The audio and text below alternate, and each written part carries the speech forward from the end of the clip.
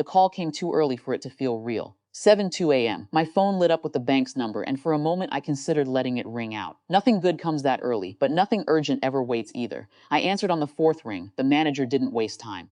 There's approximately $100,000 in credit card debt under your name. He said it cleanly. No buildup. No cushioning. I sat on the edge of my bed, trying to place the sentence somewhere logical. That's not possible, I said. It didn't come out defensive. Just misplaced. We need you to come into the branch, he said, as soon as possible. The drive there felt familiar in a way I didn't like, not the situation. The feeling, that quiet pull in my chest, like something I had ignored too many times, was finally asking to be acknowledged properly. I didn't think about fraud. Not yet. I thought about patterns, small things over the years. My name used casually on forms, my details remembered a little too well, my willingness to fix things that weren't entirely mine. Nothing big enough to confront.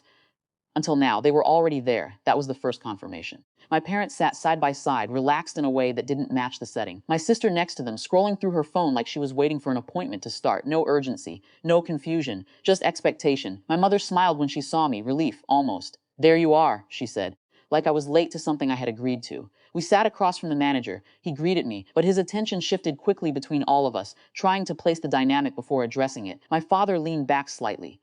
It's just a misunderstanding, he said. He sounded practiced. The manager opened the file, a few clicks. A screen turned slightly toward him, not yet toward me. There's a credit application here under your name, he said, looking at me directly. Multiple accounts, high limits.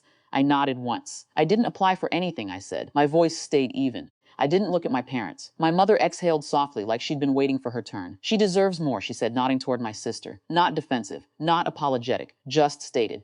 My father added, almost as a reassurance, you'll pay it, you always do. There it was, not an argument.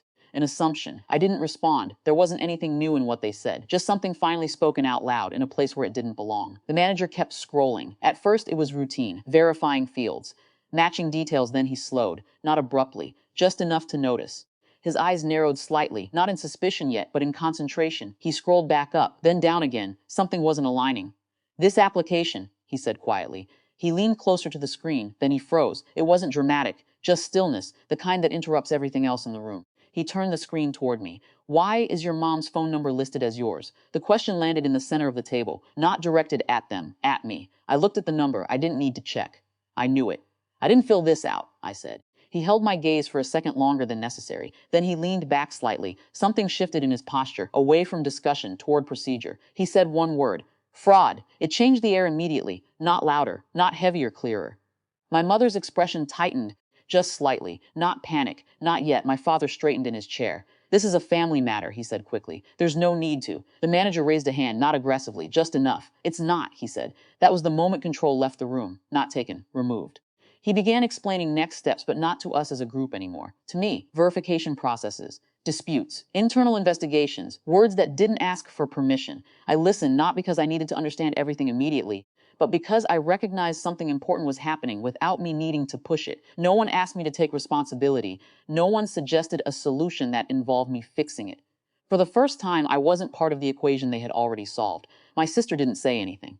She stared at the table, her earlier confidence gone, not replaced with guilt, just absence. When the meeting ended, the manager walked me through separate paperwork, not with urgency, with clarity. Behind me, my parents were quieter, not arguing, not apologizing, just adjusting to a reality they hadn't prepared for. Outside, the morning had fully settled in. People moved normally. Traffic continued. Nothing about the world reflected what had just shifted. I didn't go home right away. I sat in my car for a while, not thinking about them, but about something simpler. Choice. All those years, I hadn't been forced into anything. Not directly, I had just agreed, quickly, repeatedly, until agreement became expectation. This time, I didn't agree. I didn't argue either. I just stepped out of it. Later, when my phone rang again, I let it ring, then stop.